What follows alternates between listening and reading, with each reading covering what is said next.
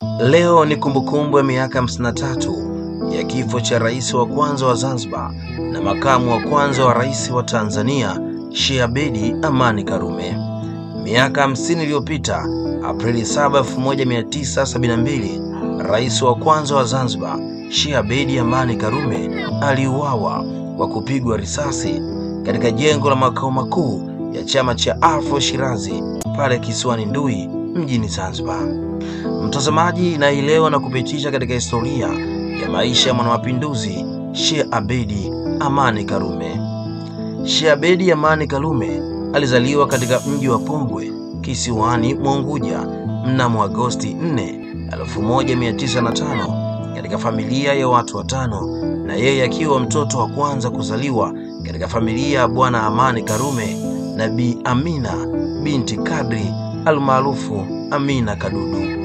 Abeid Amani Karume alianza masomo ya shule ya msingi katika skuli ya Mwera 1909 ambapo darasa lao lilikuwa la kwanza kuifungua shule hiyo.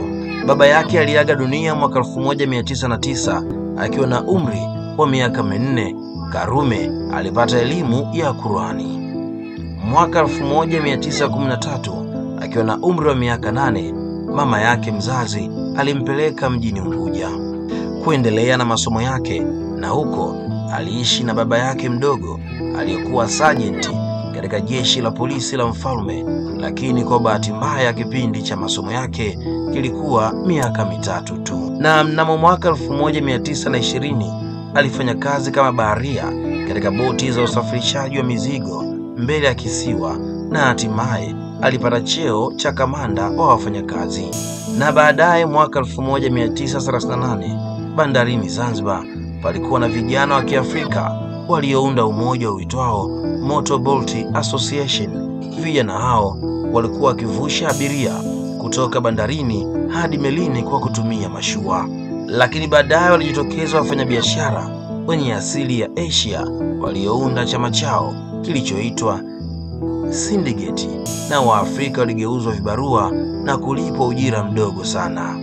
Abeid Amani Karume aliwakusanya Waafrika hao kuanza kudai haki zao, kufanikiwa na kufanikisha kufanya makubaliano nao Asia hao kukubali kuwalipa Waafrika 40% ya mapato yote na wao kuchukua 60%. Baada ya mafanikio hayo, Abeid Amani Karume alipata sifa nyingi, na mwaka 1939 alianzisha harakati za kuunda chama cha mabaharia Zanzibar ili kupigania haki za wafanyakazi hao.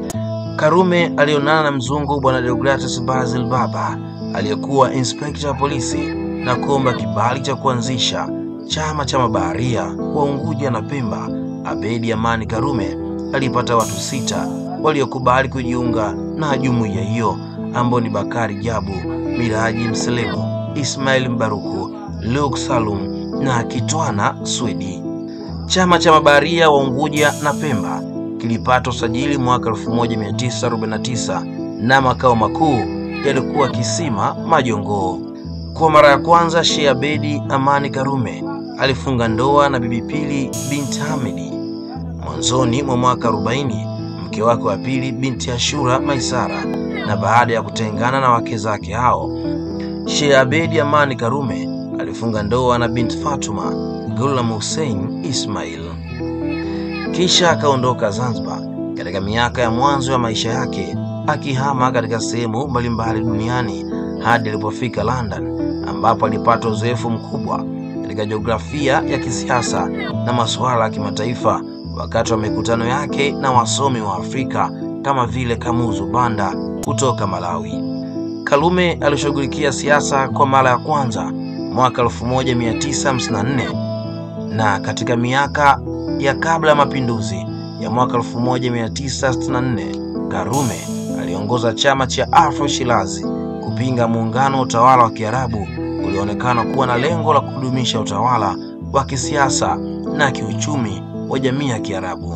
Mnamo Januari 12, 1964 wafuasi wa chama cha Afro Shirazi walimshinda Sultani Jamshidi bin Abdallah na kuanzisha utawala wa Afrika, na Karume alikuwa kiongozi wa Bara la Mapinduzi na kisha rais wa Jamhuri mpya ya watu wa Zanzibar. Sheikh Abeid Karume alipewa jina la rais wa kwanza wa Zanzibar baada ya mapinduzi yake kukomesha ufalme wa Zanzibar. Tena kulingana na historia rasmi ya Zanzibar, Abeid Karume alikuwa kiongozi wa chama cha Afro Shirazi na ndiye mpangaji na kiongozi wa mapinduzi. Karume alichukua hatua yake ya pili muhimu ya kisiasa alipokubali kuunda muungano na rais wa Tanganyika Julius Kambarage Nyerere Oktoba 1964. Muungano huo ukasababisha kuileta nchi mpya iitwayo Tanzania, na Sheikh Abeid Amani Karume akawa makamu wa kwanza wa rais wa Jamhuri ya Muungano wa Tanzania. Hakika ataendelea kukumbukwa kwa mambo mengi aliyofanya ndani ya visiwa vya Zanzibar.